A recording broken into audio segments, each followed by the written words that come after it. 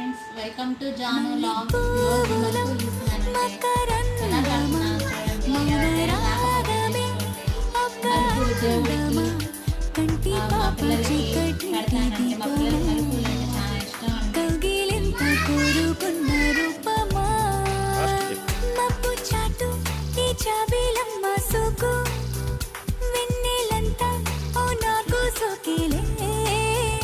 మల్లె పువ్వులో మకరందమా మౌనరాగమే ఒక అందమా కంటి పాప చీకటింటి దీపమా కౌగిలింత కోరుకున్న రూపమా